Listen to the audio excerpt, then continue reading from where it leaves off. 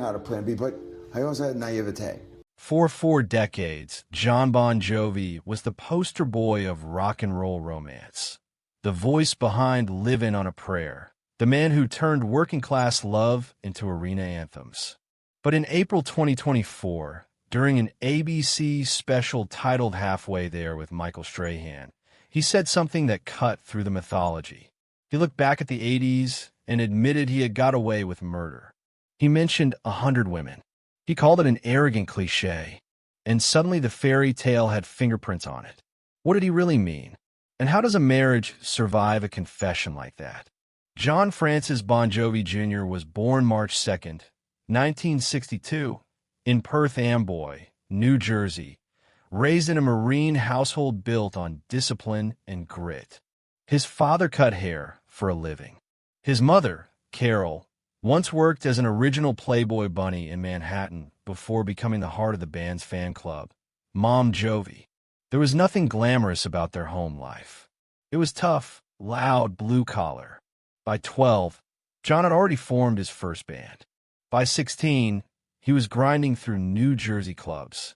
And in high school, while struggling in history class, he met Dorothea Hurley, the girl who let him copy her homework and quietly became the anchor to a future neither of them could see yet. Then came the explosion. Runaway. The formation of Bon Jovi. Richie Sambora joining the lineup. And in 1986, Slippery When Wet turned them into global rock royalty. Fame moved fast.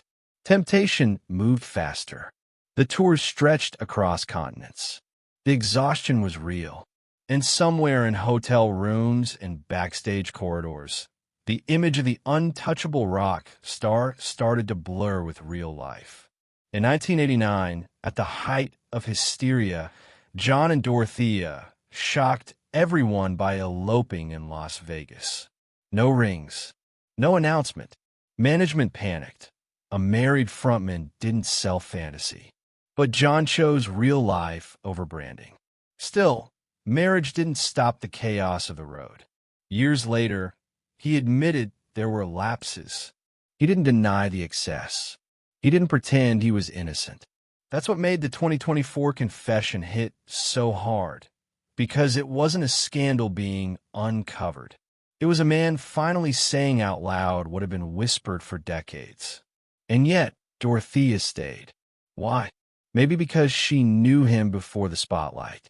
Before the headlines, before the ego. She built her own life, a fourth-degree black belt, a businesswoman, someone never swallowed by his fame. Their marriage wasn't built on fantasy. It was built on shared roots and stubborn loyalty. They raised 4 children together. They faced fear, including their daughter Stephanie's 2012 overdose scare that nearly shattered everything. They endured band fractures, Richie Sambora's quiet exit, and John's own vocal cord surgery in 2022 that threatened to end his career.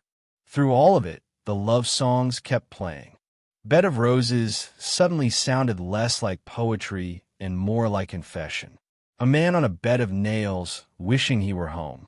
The truth, as John now admits, was never clean. It was messy, complicated, human. In April 2025, 1 year after that viral confession, John posted a photo marking 36 years of marriage. 36 roses for Dorothea.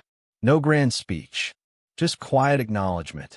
After all the tours, the rumors, the ego, the survival, she was still there. The real story isn't that a rock star lived like a rock star. It's that behind the excess, behind the bravado, behind the 100 Girls headline, there was a marriage that refused to collapse. Not perfect, not spotless, but standing. And maybe that's the most honest love song Jon Bon Jovi ever wrote. Not the one played in stadiums, but the one he's still living.